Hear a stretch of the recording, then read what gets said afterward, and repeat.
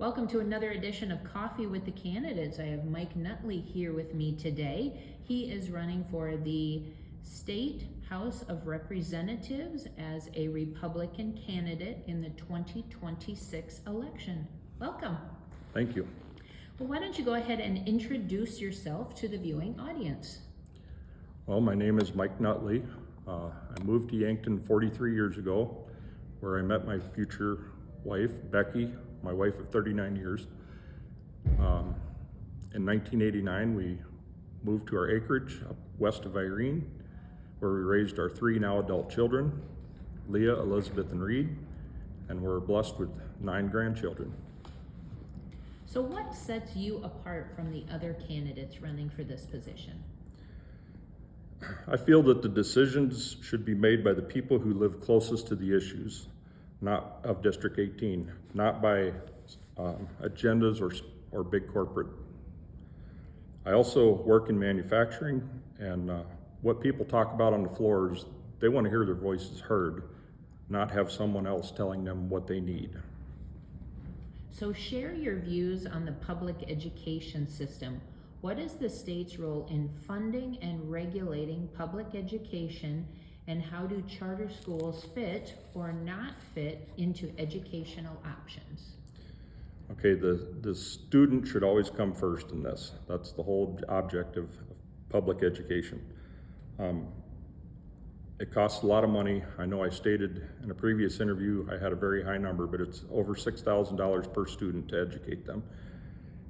And I think we could possibly find a better way to get better results for the money we're spending on our students. I don't know if, I know there's a tremendous amount spent on extracurricular activities. Is that something the parents could help fund in? Because not everybody participates, but there definitely is something that is needed. The kids need to learn teamwork, and there's definitely a benefit to them. And as to charter schools, I can see a huge benefit to those. I personally would have benefited from those. I was not a good student. My interests were elsewhere, not in traditional book learning.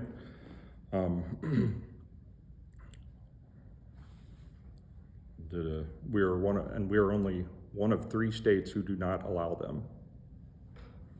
So in the previous legislative session, there were bills that approved changes to sales tax rates and giving voters the option to implement some localized options. What are your views on the current sales tax options? I believe, and a lot of people believe, that we are paying enough taxes. If we initiate a local tax to complete some projects that need done in the county or District 18, let there be a sunset clause on them. All we ever see is tax, tax, tax with no end in sight.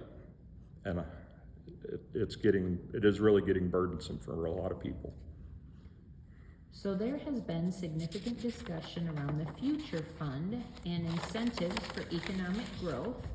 What are your views on current incentives, and what modifications would you recommend moving forward to support growth in communities, both large and small, across the state? The Future Fund really doesn't have a place, I feel, in our state. This is money that's given to our governor to spend with no regulation, no oversight. And it's incentives for businesses to come here. I feel it's not necessary or fair to the taxpayers in the District 18. When an employer looks at, or a company looks at South Dakota, they see a state that is centrally located. We've got 2 interstates that run through here, I-29 and I-90, so we're a great location. And I don't feel we need to bribe companies to come here. We have cheap labor and overall low taxes. And I don't feel that we need to pay them to come here. So what issues for Yankton County do you want to elevate to a statewide conversation? We need to make sure our small communities have the infrastructure to survive. If we have that, roads is a huge thing in Yankton County. they cost tremendous amount of money, but the small towns don't have the revenue to do a lot of these things. Not every community in our county has small businesses in it, and we're getting the unfunded mandates thing keeps coming up, but we can't keep doing that to our small communities that don't have the revenues to do it. So are there any areas within the state budget that you would like to see significant change? One in particular I looked at was the Board of Regents, and I was quite shocked at the numbers that I read. $1 billion budget for the colleges, and the state pays 1/3 of that, a little over 1/3. And I was dumbfounded by that number. That's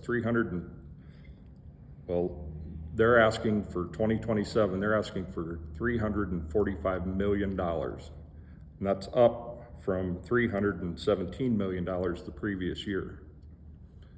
That's almost 10%. If I can't go to my employer and negotiate, well, my costs have gone up, so I need an 8 or 9% raise. And the taxpayers are funding this, and not everybody's getting a benefit. Yes, the educated people, be it tech schools or, well, they're not even part of that, but the four-year colleges, some stay, some don't. We need a bunch to stay, but that needs looked at hard. So the lack of funding for counties has been a statewide topic. I know you've touched on this a little bit already, but do you have any ideas of how to support counties so they can continue to implement essential and mandated services? So the essential or the mandated services, if the state's going to issue mandates, they need to help us pay for them, because we can't do it. Every county's struggling. We could, I stated the other day, we could work together with counties. For example, I'm on township board. We order culverts. Well, it costs a lot of money to get the culvert shipped to our location. So we'll call a neighboring townships and say, hey, you guys want to go in on, and we split the trucking, and it saves us money. And I think we really need to look at that for not just say, we're going to do this on our own. Let's help each other. Some will say South Dakota is open for opportunity, and others say South Dakota is not a business-friendly state. How do you view South Dakota? And please provide some examples that support your views. Okay. I firmly believe that South Dakota is open for opportunity. We have no income taxes. We've got generally lower taxes. We've got a lot to offer, more than most states. However, we're not open for handing out all these, handing money out to come. We're not going to bribe you to come to our state. So I'm all for business, but we're not here to hand out subsidies. So what should South Dakota be doing to recruit more people to move here so we have an adequate workforce to support industry? We need to promote South Dakota as a place to call home. It is a great place to live. I talk to a lot of people. My wife and I travel, and I talk to a lot of people from all over the country, and they've always expressed, we really like what's going on in your state. And I always tell them, no, it's horrible, don't come here, but tongue in cheek. But we need to promote that, and we need our kids to stay here. And I think we need to take care of the people in our state before we start inviting outside businesses and big corporations. We need to promote small businesses. So what are your thoughts on data centers? I am against hyperscale data centers in our state. They should be closer to where the data is going to be used, and we don't need them here. We don't have the infrastructure or the resources, meaning natural, the water and everything, to support these. So do you have anything that you want to include in this interview today that was not a part of a previously asked question? Yeah, I have reached a point in my life where I'm tired of talking about it. I'm tired of complaining about things. And it's time to either put up or shut up. And I guess I'm here to put up. And I would like everybody to earn everybody's support, because I'm a working guy, and that's who I'm in touch with. Well, thank you very much, Mike Nutley, for joining us here today. Once again, a candidate for the South Dakota House of Representatives. And voting day is June 2nd, and hopefully absentee votes will be, ballots will be available to you soon. So thank you. Thank you.